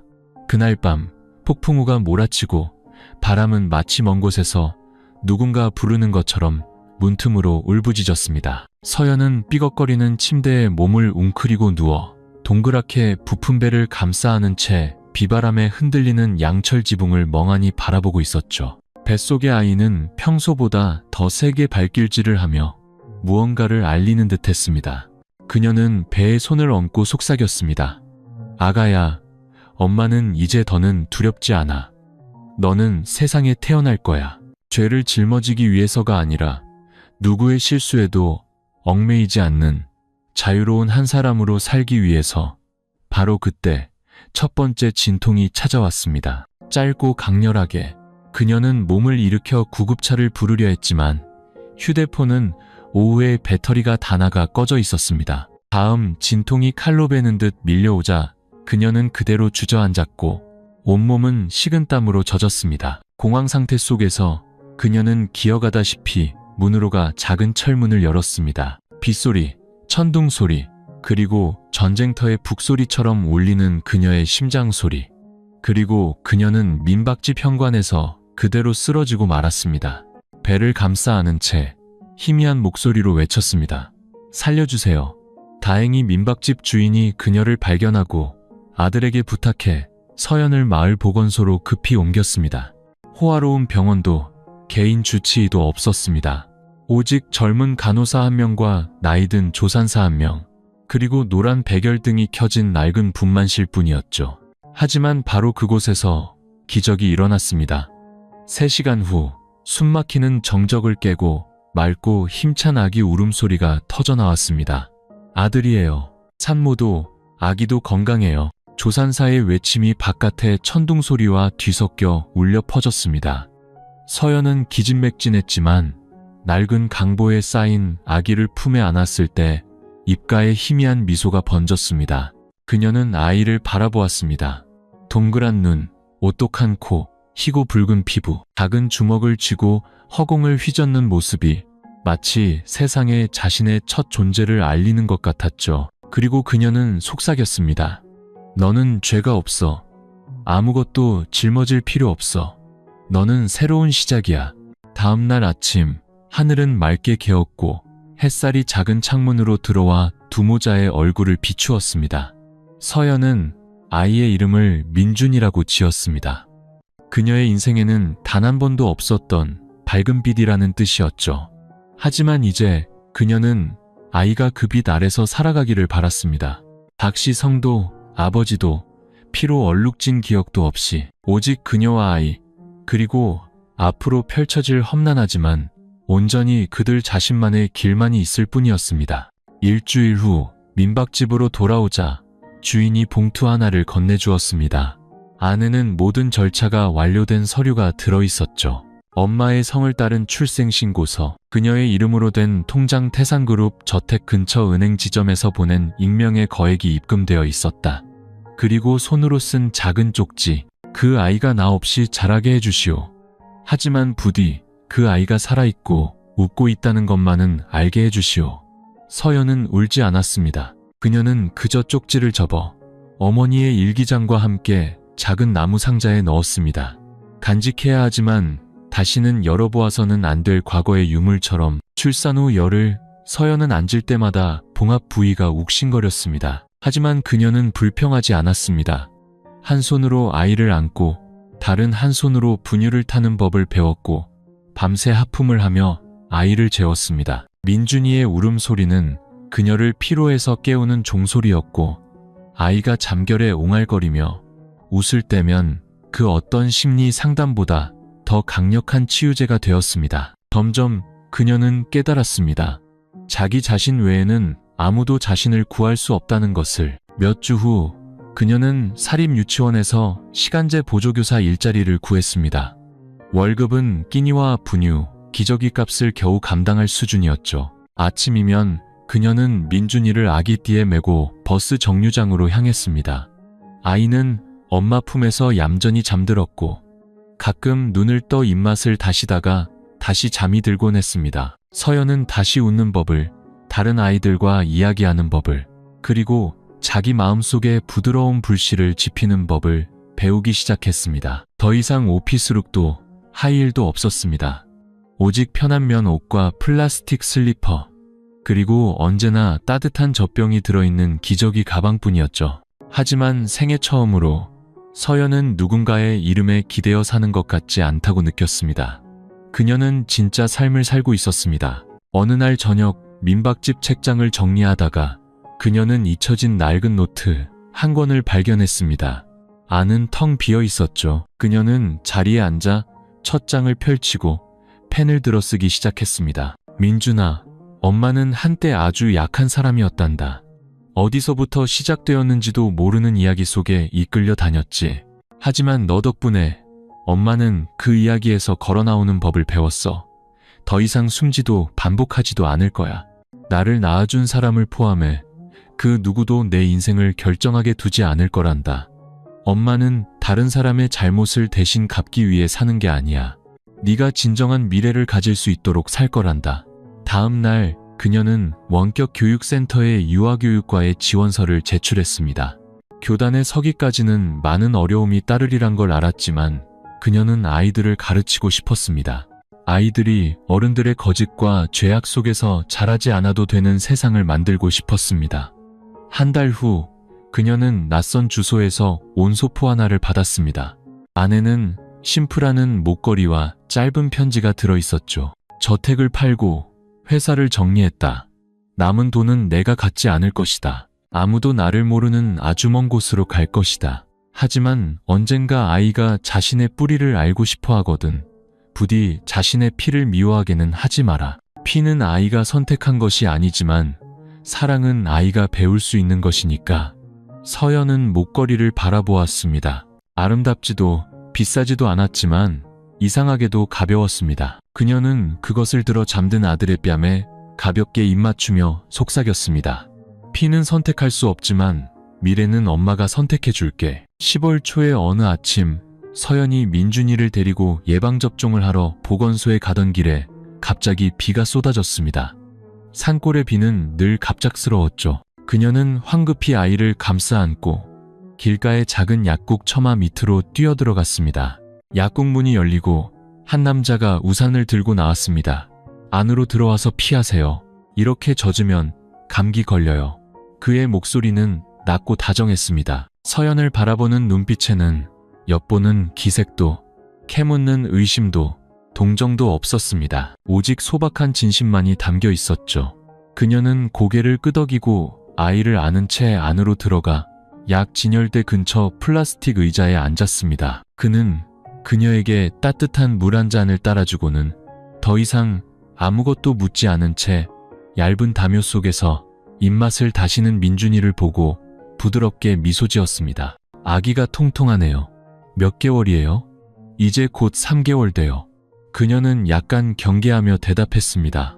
이곳에는 이사 온 지 얼마 안 됐어요. 그는 고개를 끄덕였습니다. 호기심을 보이지도 아이의 아빠에 대해 묻지도 않았습니다. 바로 그 점이 그녀의 마음을 편안하게 했습니다. 몇 주 후, 서연은 장에서 우연히 그를 다시 만났습니다. 그녀가 서투르게 채소값을 흥정하고 있을 때 그가 등 뒤에서 부드럽게 말했습니다. 오늘 당근 비싸요. 저쪽 가게가 더 쌀 텐데. 그녀가 돌아보자 여전히 그였습니다.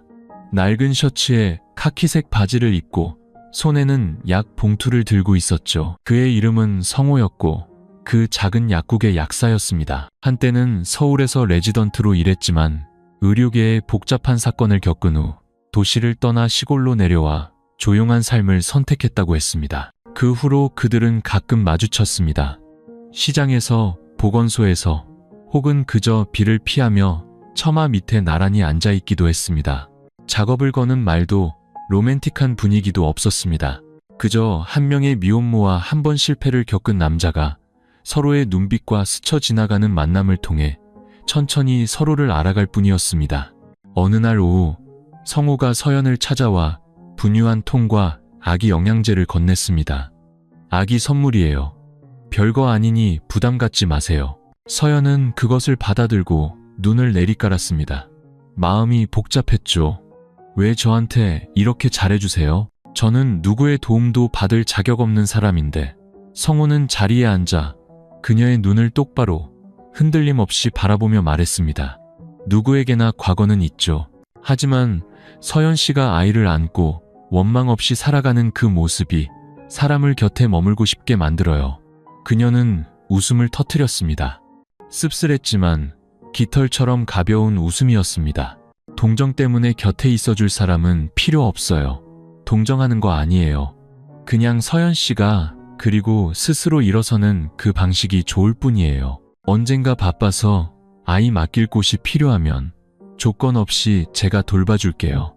그날 밤 서연은 민준이 옆에 누워 천장을 멍하니 바라보았습니다. 마음속에 아주 작고 아주 희미하지만 얼어붙었던 심장을 움직이게 할 만큼 따뜻한 무언가가 피어나는 것을 느꼈습니다. 그녀는 아직 새로운 사랑을 할 준비가 되지 않았다는 걸 알았지만 어떤 사람들은 서둘러 사랑하기 위해 오는 것이 아니라 그저 곁에 서 있기 위해 온다는 것을 깨달았습니다.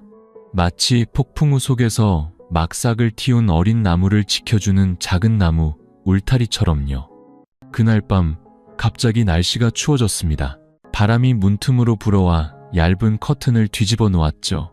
민준이가 가볍게 기침을 몇 번 하더니 깊은 잠결에 작은 입술을 오물거렸습니다. 서연은 황급히 이불을 끌어다 덮어주고 침대 가장자리에 조용히 앉았습니다. 무릎을 감싸 안고 얼굴을 묻자 마음이 복잡해졌습니다. 한편으로는 두려웠습니다. 과거가 다시 자신을 뒤쫓아올까봐. 애써 묻어둔 진실이 어느 날 갑자기 파헤쳐져 아이를 위해 쌓아올린 모든 것을 망가뜨릴까봐. 하지만 다른 한편으로는 믿음이 점점 더 커지고 있었습니다. 지금 눈앞에 희미하게 보이는 저 빛이 신기루가 아닐 거라는 믿음. 성호가 다녀간 이후 모든 것이 조금씩 변하는 듯 했습니다. 그는 많이 묻지도 모자의 세상에 끼어들지도 않았지만 서연이 교육을 받으러 가기 위해 급하게 아이를 맡길 사람이 필요할 때, 그녀가 두통에 시달리면서도 민준이의 이유식을 끓이고 있을 때, 민준이가 한밤중에 열이나 어떤 약을 먹여야 할지 몰라 당황할 때, 그는 언제나 필요한 순간에 나타나 주었습니다. 그는 사랑한다고 말하지도 약속을 강요하지도 않았습니다. 그저 조용히 그곳에 있어 주었죠. 어느 날 밤 정전으로 온 동네가 칠흑 같은 어둠에 잠겼습니다. 서연은 휴대폰 불빛에 의지해 아이를 달래고 있었죠. 민준이는 덥다며 자지러지게 울었습니다. 그녀는 땀을 뻘뻘 흘리며 한 손으로는 아이를 안고 다른 한 손으로는 부채질하느라 녹초가 되었습니다. 바로 그때 문을 가볍게 두드리는 소리가 들렸습니다. 저예요, 성호. 그녀가 문을 열자 그가 서 있었습니다. 손에는 커다란 부채를 들고 머리에는 헤드랜턴을 쓴 채였죠. 그는 아무 말 없이 그저 미소 지으며 가볍게 고개를 숙였습니다. 조금이라도 도움이 될까 해서요. 그는 자리에 앉아 조용히 아기에게 부채질을 해주었습니다. 랜턴 불빛은 딱 적당히 밝았죠. 민준이는 점차 울음을 그치고 눈을 스르르 감았습니다. 그리고 서연은 자신도 모르게 눈물을 흘리고 있었습니다. 피곤해서도 아이가 안쓰러워서도 아니었습니다. 그녀 인생의 수많은 어두운 밤들 속에서 처음으로 누군가가 불을 밝혀주었기 때문입니다. 전기불이 아니라 그 사람의 존재 자체로. 다음 날 아침 전기가 다시 들어왔습니다. 서연은 일찍 일어나 아이를 위해 쓰던 일기장에 한 줄을 적었습니다. 민준아, 어젯밤에 어떤 아저씨가 네가 푹 잘 수 있도록 2시간 동안이나 부채질을 해주셨단다. 네 아빠도 너와 피를 나눈 사람도 아니야. 그저 아무 이유 없이 곁에 있어주는 법을 아는 사람이었지. 결국 엄마는 깨달았어. 빛이란 건 꼭 눈부실 필요는 없다는 걸. 그저 네가 잠든 사이를 비춰주고 엄마가 다음 걸음을 내디딜 수 있을 만큼의 믿음을 주기만 하면 충분하다는 걸.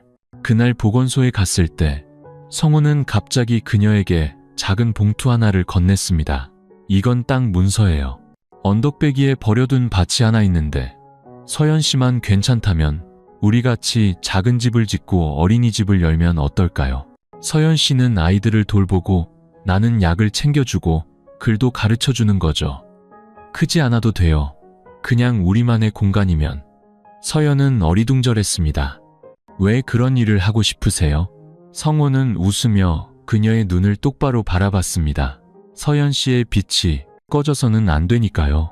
그 빛은 더 많은 아이들을 위해 밝혀질 자격이 있어요. 섣달의 어느 아침, 서연이 햇볕 아래 민준이의 기저귀를 널고 있을 때 이웃집에서 흘러나오는 텔레비전 특별 속보가 들려왔습니다.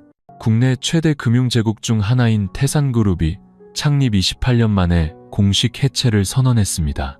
내부 소식통에 따르면 박태준 회장은 약 1년 전 모든 자산을 매각하고 금융계에서 자취를 감춘 것으로 알려졌습니다. 현재 비정상적인 자금 흐름과 불투명한 목적의 자선 신탁에 대한 대규모 조사가 진행 중입니다. 감사원 대변인은 이번 사건이 그룹 내부에서 오랫동안 지속된 비리와 연관된 정황이 있는 복잡한 사안이라고 밝혔습니다. 서연은 놀라지 않았습니다. 그녀는 그런 날이 오리라고 짐작했으니까요. 바라서는 아니었지만 이해했기 때문입니다. 박태준 회장은 자신의 심장이 죽어버린 후에 옥좌를 지킬 사람이 아니었습니다. 산골에서의 마지막 대화 이후 그는 주소도 남기지 않은 채 조용히 떠났습니다. 그와의 모든 연락은 끊겼죠. 모든 자산은 정리되거나 경매에 붙여지거나 사회에 환원되었습니다. 더 이상 박시성을 가진 사람은 그 어떤 계열사도 운영하지 않았습니다. 한때 화려하고 오만하며 누구도 무너뜨릴 수 없을 것 같았던 제국은 그 주인 스스로의 손에 의해 문을 닫았습니다. 그날 오후 성호가 복사된 서류 뭉치 하나를 가져왔습니다. 보건소로 배달된 것이라고 했죠. 보낸 사람도 주소도 없었습니다. 서연이 열어보자 그것은 박태준 회장의 마지막 유언장 사본이었습니다. 거기에는 한 줄 한 줄 명확하게 적혀 있었습니다. 모든 부동산은 청산하고 남은 금액은 세 부분으로 나눈다. 한 부분은 그가 평생 빚을 졌던 여인 홍연의 이름을 딴 자선재단에 기부한다. 한 부분은 미혼모가 아이를 키우는 가정을 위한 비영리 공동체 유치원 시스템에 기부한다. 그리고 마지막 부분은 민준이라는 이름의 장학금으로 전환한다. 성도, 혈연관계도 명시하지 않은 채 맨 아래에는 손으로 쓴 글씨가 있었습니다. 제국이 무너지는 것은 돈 때문이 아니라 사람의 마음 때문이다. 나는 연희를 잃었고 너를 잃었고 하마터면 아침에 빛을 가져온 아이마저 잃을 뻔했다.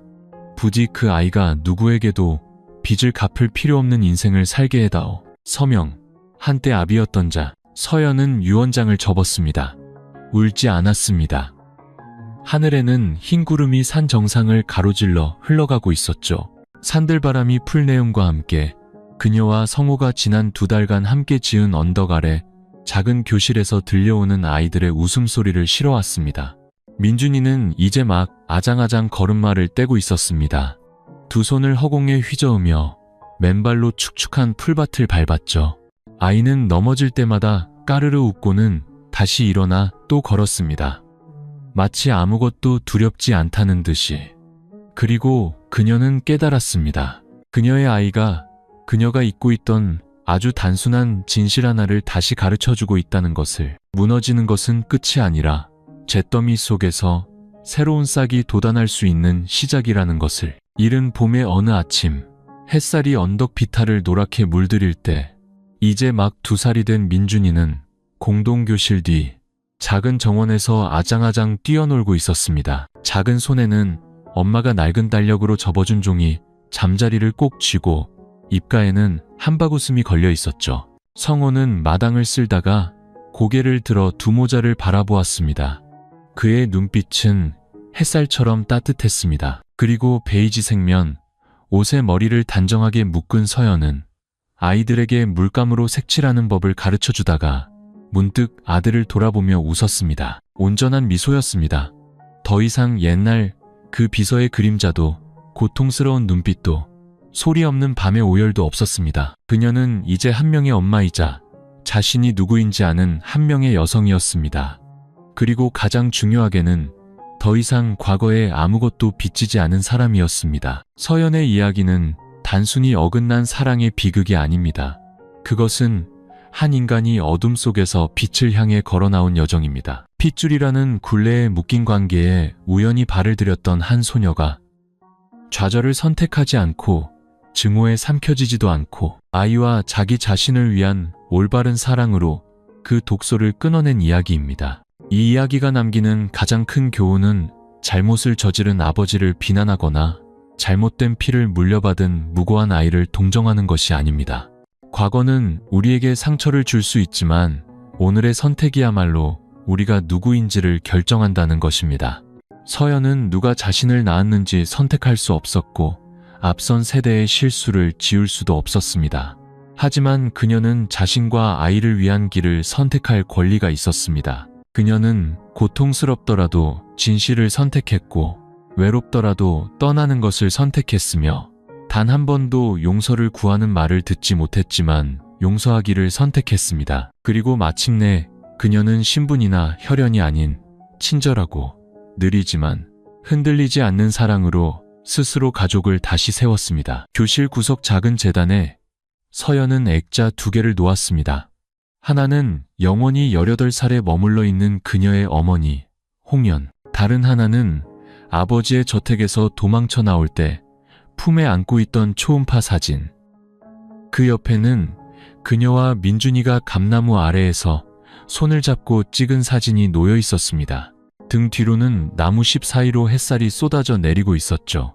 누구도 자신이 태어날 곳을 선택할 수는 없습니다. 하지만 누구든 자신이 살아갈 곳과 누구와 함께 걸어갈지는 선택할 권리가 있습니다. 그리고 때로는 가족이란 같은 성씨에서 시작되는 것이 아니라 폭풍우 속에서 내민 손을 다시는 놓지 않는 것에서부터 시작되기도 합니다.